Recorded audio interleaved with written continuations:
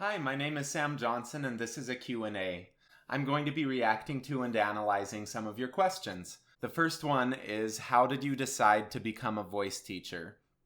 When I was in high school, I first started voice lessons and I had a really good teacher, and she told me that she thought that I would teach voice, so she started teaching me how to teach. And I was always pretty analytical, so it wasn't a huge stretch to start learning how to do these things. And it actually became a lot more interesting to me than just performing and singing. And then I just started by teaching a few friends. Like, they would ask me a few little questions and I'd give them vowel modifications. And so it was really cool that they were able to help me practice some of the beginning skills that I learned. Did you pursue a music degree? If so, how was your experience? When and how did you gain the confidence to sing publicly? I did pursue a music degree. When I was right out of high school, I went first for a vocal performance degree, just straight out of high school. I wasn't ready for it, so I left after about a semester. I went and did a bunch of other stuff, kept taking voice lessons privately, taught a lot, learned how to teach, because I wouldn't have learned the pedagogy skills that I have anyway from going to school. It was a vocal performance program. It wasn't a vocal pedagogy program. But yeah, that was hard. And then I ended up going back to school to community college and took a bunch of music classes there. And then I transferred to a private college and I finished my vocal performance degree. So I actually just finished that up recently. And it was good. I had a really good teacher for my last year there. We learned a lot from each other, I think. At least I learned a ton from him, and he claimed to have learned something from me. I don't know. But anyway, it was really nice working with him because he was able to help me kind of tie in my experience with contemporary voice with his experience in classical music, because he was primarily an opera director.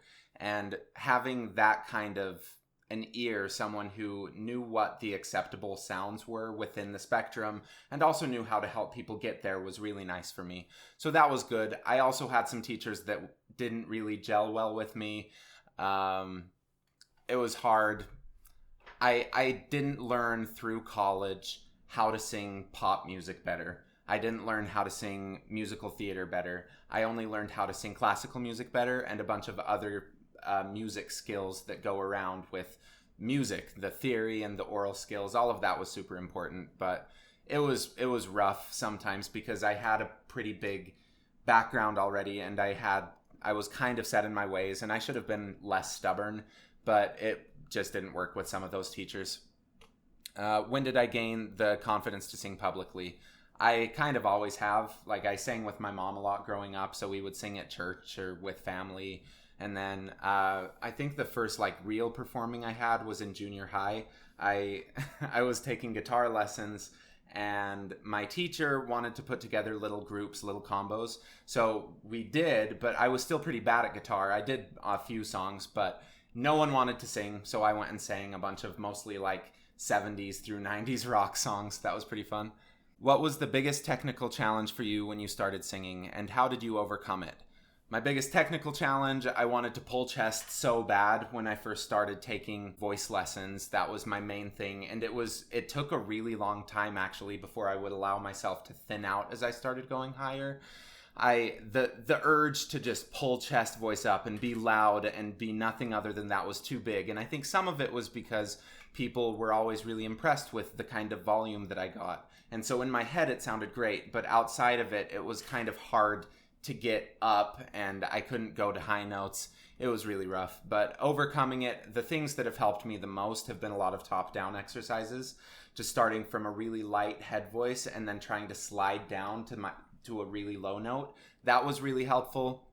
And another thing that has been really helpful has been utilizing nasals. Like NG has been really good at helping me thin out as I approach my high notes, just so that I don't blast them anymore.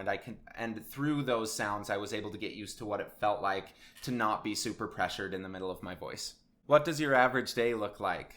So I wake up, I take a shower. If I don't film right after I shower in the morning, I usually get kind of tired through the day. So after that, I would just film. If I have time, I will edit.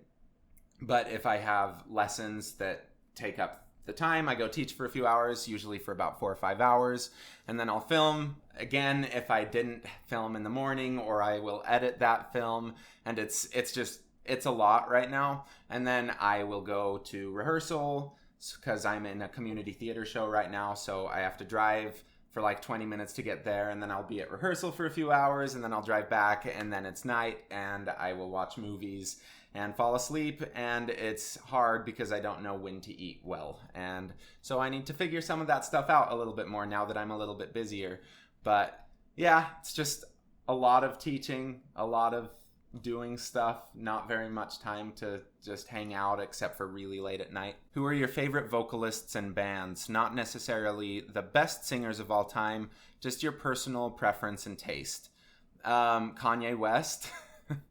And I'm not kidding. I really love Kanye. I think he's a really good musician and performer.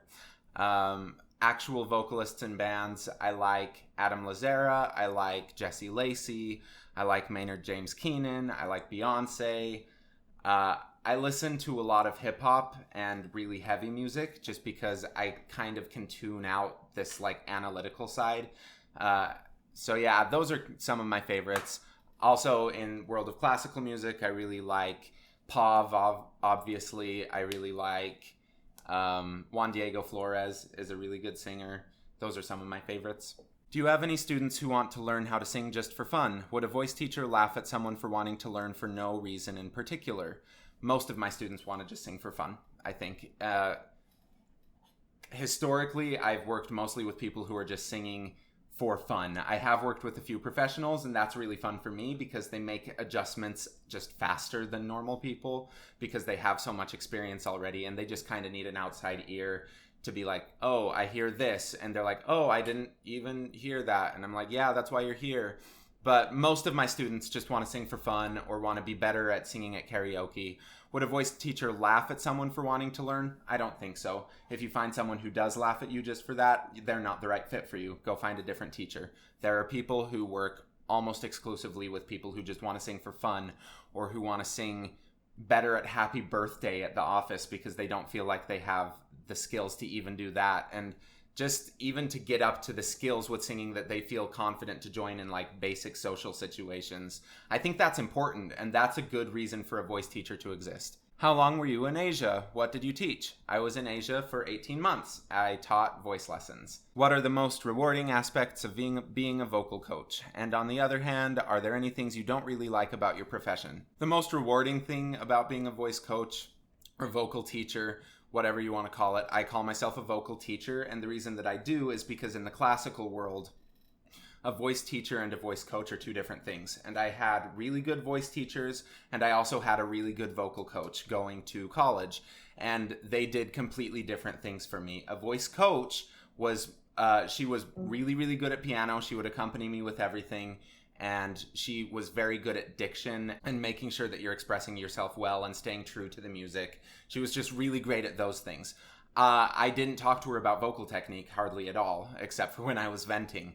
But when I went with my voice teachers, it was just making sure that it's more like a mechanic working on a car where it's just figuring out what we can do better to make these sounds easier rather than just the creative, expressive aspect of it. And my voice teachers have done stuff for that also, but there really is a kind of difference in the world of classical music. So anyway, the most rewarding thing for me is just when I'm working with someone and I hear that they're about to get it and that they're doing it or something is there, but they look so discouraged, and I'm just spending time right there waiting until they make that light bulb moment. And that's really, really cool for me because I didn't know how to sing just naturally. I was pretty good, but I mean, there have been a lot of things that I've had to work a lot on. And I know that for me, it was just so rewarding when I would get through one of those walls where I'm like, oh, I just can't get past this, or I can't do this thing. And then once you feel it, it just sits in and you're like, wait, that was so much easier than I was trying to make it. And it's just a really cool feeling. So being able to help people get to there is really rewarding for me. Things I don't really like about my profession. A lot of people who are also voice teachers They're pretty dramatic, and it just makes it scary to talk to other people about things, and that's hard. Tips for people who are beginners at singing. Just start practicing a lot. Start paying attention to more of what your body feels like when you're making sounds or vocalizing or singing, just anything. Just the more body awareness you can get, the better. And then start asking for outside help, whether it's someone who is a good singer already and it doesn't have very much pedagogy experience. That could be good, but if you're going in that direction, just to ask them like, hey, what do I sound like here? Because a lot of the time, people don't know how they sound in their head versus to everyone else, because in our heads, the sound bounces off of bone and muscle, and it just makes it sound a little bit different than if it's bouncing around in the room in front of you. So just having another outside source who you trust to not bully you is going to be a really good source, because then they can tell you what you sound like honestly, and they can be like, oh, I heard on this part that you were doing this, and it becomes a really nice collaboration. They start becoming more aware of what's going on in their body because they're trying to teach it. You learn more about what you sound like because you had no idea before. Just start asking for help. I do suggest working with someone who actually works as a voice teacher, just so that they can help you faster, because a lot of the times, if like someone could explain something all day long and the other person doesn't know what it feels like. But my job as a voice teacher is to kind of trick you into knowing what it feels like. And I'm faster at that than some other people. So find someone who knows how to do that. There are a lot of really good voice teachers out there, but find someone to help. If you're a super beginner at singing, like, you probably won't be able to learn a ton of things just on your own. What are the top mistakes that untrained singers make? They try too hard. Can you do some singing videos where you make covers? I can, and I have. I have a few singing videos up. Just go to my channel page. I have a few videos of me from my senior recital where I'm singing a Debussy song and I'm singing a Sam Smith song. And then I have a few other covers. Just go check them out. Do you like metal music? Yes, I do. How tall are you? 6'5". How old are you? 27. What do you think about EXO? I like them. Not really a question, but share an embarrassing childhood picture with us. Why do you only have one earphone in the ear and not both? Because I want to hear what is going on in the computer world. I want to hear what they're actually doing, and I want to hear myself in the room, just because when I'm speaking, if I have both of my ears covered, I don't like it. I like to have just one feeding me in a monitor and then hear what I actually sound like in the room. That helps me not push. I think a lot of times when I've covered both of my ears, I just don't hear myself as well and I don't like it. How much water do you drink daily? Not enough, but I need to drink more. I probably drink 3 or 4 of these right now, which is not enough. Do you find that regularly drinking water makes a difference in your voice? Absolutely. So drinking a lot of water, staying systemically hydrated is one of the most important things you can do just to take care of yourself as a person, but also as a singer. So a lot of times people think that if you drink as you're singing, that somehow helps things. And it might, because it might moisten your mouth and your throat a little bit, but it doesn't actually go into your vocal cords. So drinking water while you're singing won't actually do anything because that water doesn't touch your vocal cords. It does help just moisten everything, but it's not going to help your vocal cords very much.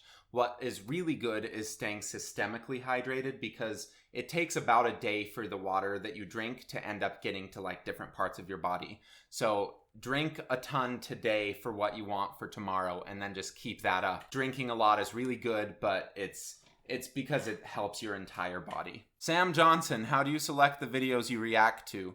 Why do they skew more K-pop? Good question.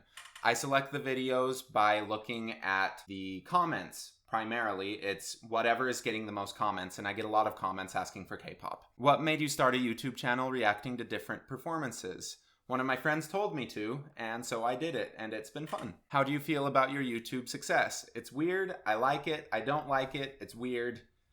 It's a lot to take in. I'm really glad that I'm helping people out. It seems like people are really digging the product that I'm putting out there, and that it is actually helping people learn more about how their voices work. And to me, that's a huge success, just because I like to be able to go out and talk to people about this kind of stuff and not have to explain everything all the time. I think that having more people know about how the voice works is just a good thing, because it's easier to talk to them about the voice. Also, it is just such a personal thing, everyone's voice. We kind of hold our personality in our voice, and changing that can be a really intimate kind of thing, and even though I'm here behind this piano and you're somewhere hidden in that camera, it's really personal that you're allowing me to help you learn to figure out this instrument. I think it's really cool that so many people are trusting me with that kind of information, and so I just hope that I can keep helping people rather than feeding any misinformation, and that I can keep learning myself so that I can help more people. Thanks for watching. I don't know how to end a video like this. Have a good day.